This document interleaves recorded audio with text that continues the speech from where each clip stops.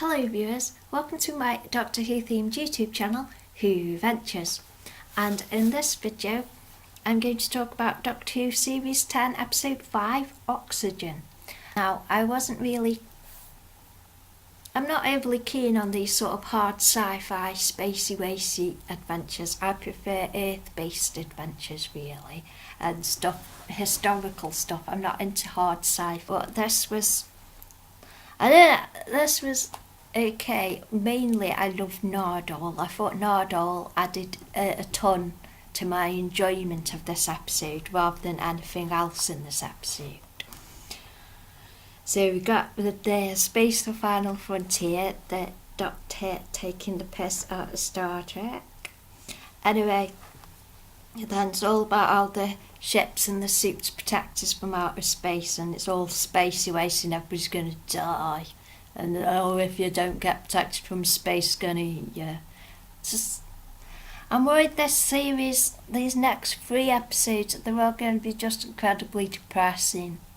And this is why I like the Russell T Davies. Although there was some serious stuff, it wasn't depressing and dark and just bleh. But this series, it's turning towards depressing, which is why Nardole, for me personally, is an excellent addition, because he brings the lightness, and also he explains a lot, especially now he's got into the proper adventuring. I found that his explanations of things were really useful actually.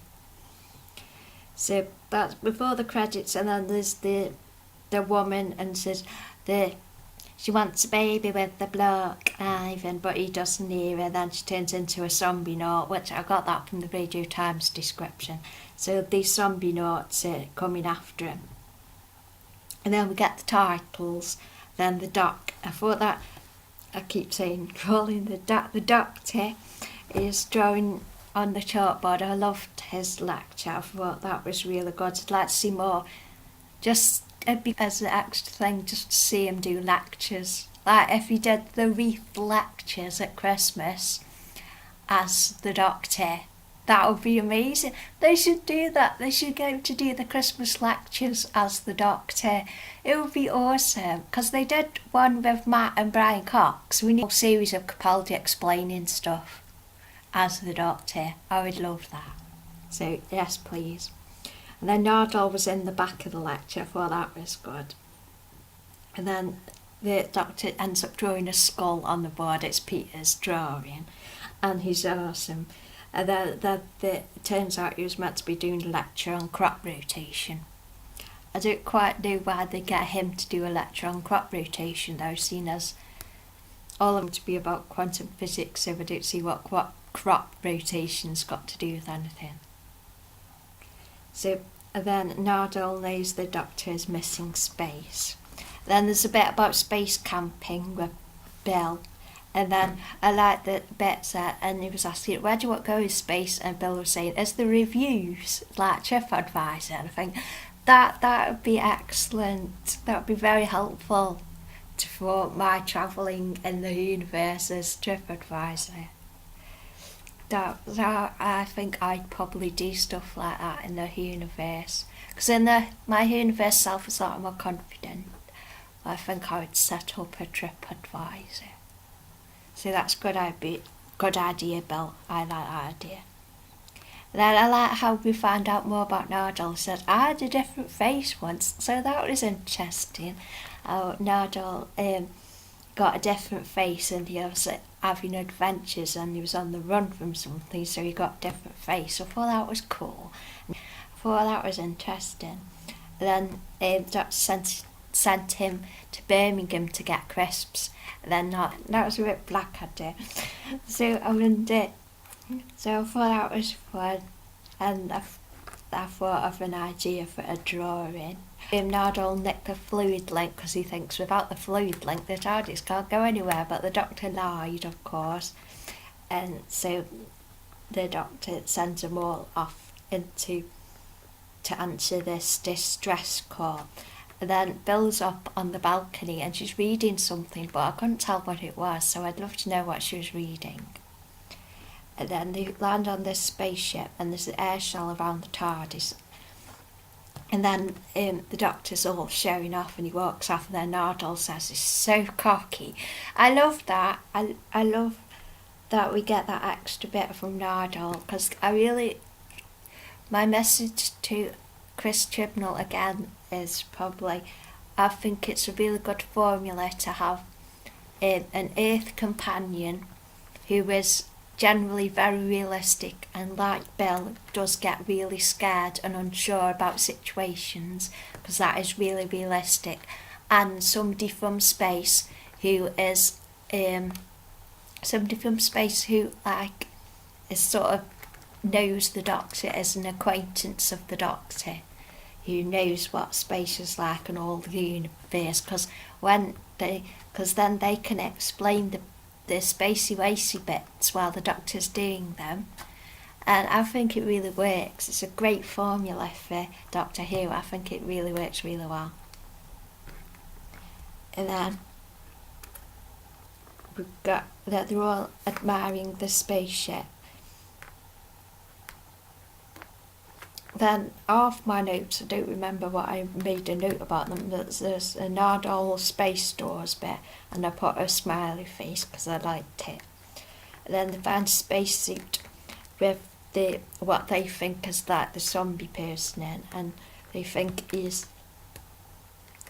dead, and turns out that he was dead. And there's lots of sciencey stuff, and they're on Chasm Forge, and then this whole episode is about capitalism.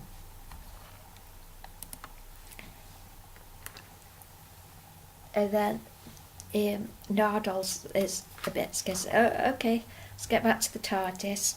And Bill said, yeah, let's get back to the TARDIS. And the Doctor says, if we have to answer distress call, we're the ones who help. All that stuff. And then they find somebody who's actually alive and said, hello. And I thought that came out very English. That came out, hello, very English. I thought that's quite funny. And then there's the robot spacesuit. And the spacesuit's a bit like,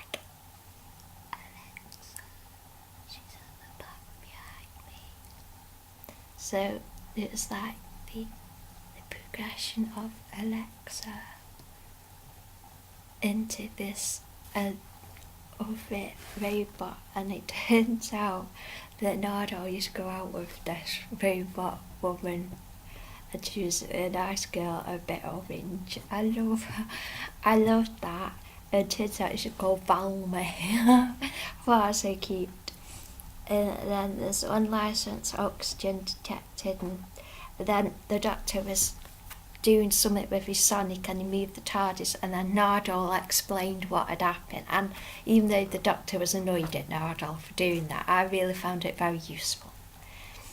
And then there's then they stumble onto another zombie person, and he's already broke his brand new sonic screwdriver. He's already broke it. He only just had it. He's already broke it. And then Bill was scared, which I thought was realistic. And then they've got these smart suits, and the suits are like robots and stuff, and they control everything. And then I love this bit. They get in these seats and then they start to run down the tunnel. And Valmus says, I see you are trying to run. Valmus, the Microsoft Office paperclip, evolved. I love that. I thought that was very funny. I see you are trying to type it. It was like, Valmus, shut up. I thought that was hilarious. And then we see Bill meeting the blue guy, and I thought that was a good comment about racism. So that was like interesting. Bill meets the blue guy, and it comes across like she's prejudiced against the blue guy, but then the blue guy doesn't know why anybody would be prejudiced against Bill. So I thought that was, and then Nardole says, "Oh, my best friends are bluish." I thought that was obviously a comment about racism and stuff. I don't really know what Moffat was trying to say with that. I know he was this Jamie Matheson's, but I don't know episode. I'm not sure. Can't remember who wrote it now. Anyway, so lots of sciencey stuff, and it turns out they're mining copper. So it's Poldark in space, basically. Like mining copper ore in space Poldark. And then the suits basically think for you just go in the suit and the suit does everything and monitors everything. Then Bill's scared, and then there's this the doctor tests theory and tests it on Bill because they can't pick up and carry Bill away from the scary stuff because the suit's overridden it and won't let them move. So they have to leave Bill behind. And then I really felt for Bill because she had to go through this really scary thing and she was shouting for her mum, and that was really realistic.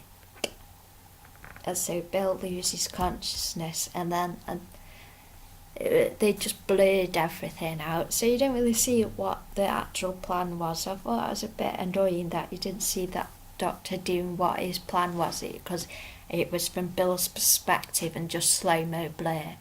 So it feels like a bit of a cop-out that they didn't show what this doctor's very clever thing was. Because it was just, oh, let's just make it all blurry. So I thought that was a bit of... Then I realised that Belmer is... and then I liked that bit when Nardole said, it's like when your sat-nav doesn't know a new road. So it's like how the suit is like reprogramming and stuff. Then the doctor's in section 12, because whatever the doctor did outside, which we didn't actually see because it was all just blurry, so we didn't actually see the doctor doing doctoring stuff. So that was a bit rubbish. The doctor's in section 12 and he's blind. And yeah, and then there's something about transponders, and there's lots of space fighting. This is the bit where they leave Bill behind. So yeah, I thought that was it's quite sweet that she's calling for her mum, and then the doc decided, oh, let's blow up the spaceship, and he's doing that because the big bosses who are somewhere else know that he can't do that because it costs him money. Then it turns out the zombie nauts are giving the other guys oxygen, so there's a load of people still died.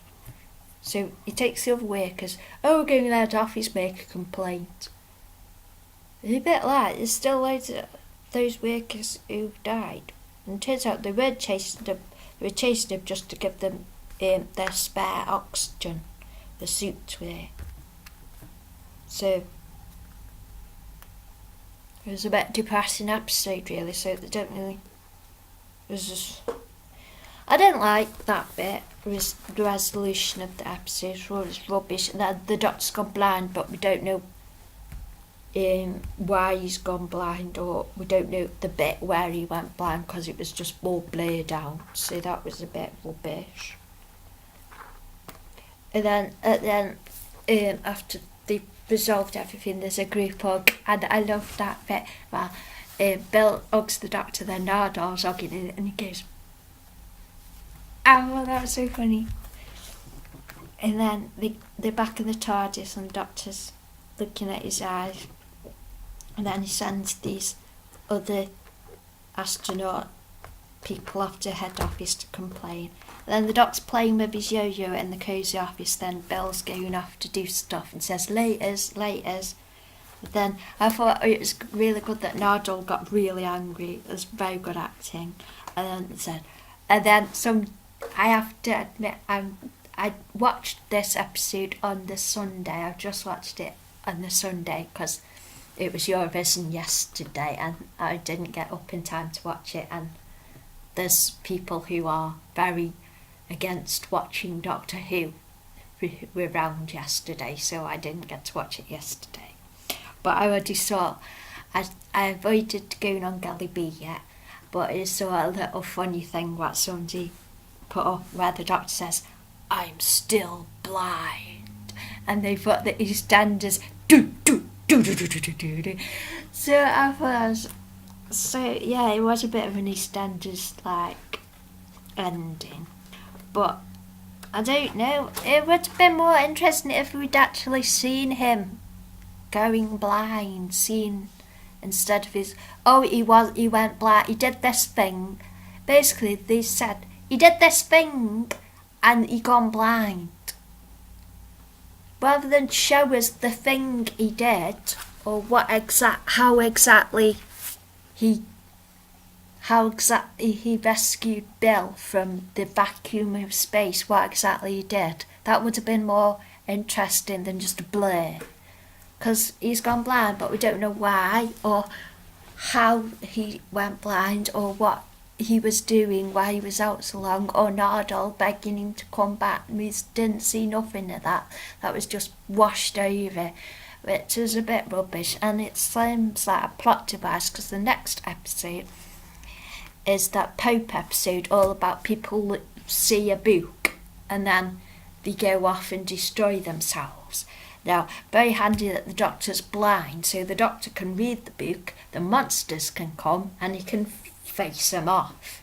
So I thought that was interesting. But then we see Missy, so I wonder if Missy's going to be an ally to the doctor because he's blind. And then maybe they get John Sim-Master and nick his eyes, so the doctor can have his eyes, and then then Sim regenerates into Missy. But I don't know, I'm nervous about this series because it's getting just really grim. I really like Capaldi as the Doctor. He's an excellent actor, but Capaldi's overall era hasn't really been my style of Doctor Who. It's really tough and dark and depressing, and there's so much of the universe that I really hope the next Doctor and the next era of Doctor Who is a lot lighter, because it's just pulling you down into this just black treacle, drowning in blackness, and I don't want it to. I want it to be light and magical again, and it's not at the moment. It's just it's like, no, make it bright and light again. And it's a bit that feeling I love Nardole, but I'm feeling about Doctor Who now. It's just making it feel like hard work, rather than in the RTD era. It was nice and bright, and it's exciting and magical.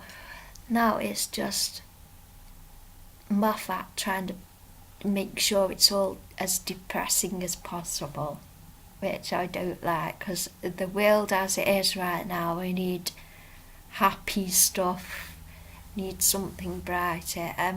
I understand that there's a couple of episodes coming up that's like telling all the bad guys on Earth at the moment, stop doing that. The Doctor says stop doing that, but I've got a feeling that the bad guys on Earth at the moment don't actually watch Doctor Who. I just don't think it's I don't think an episode of Doctor Who saying, "Don't do this, it's bad," is gonna change the bad guys' minds at all. But at least it's showing kids, the next generations, that we've got to be good people. So that's good. But I love all the actors and actresses, and I think everybody does an excellent job on the show. But I prefer sort of magical realism rather than depressing sci-fi stories. So that's my perspective. So I hope you have enjoyed this review, and thank you for watching. Yay!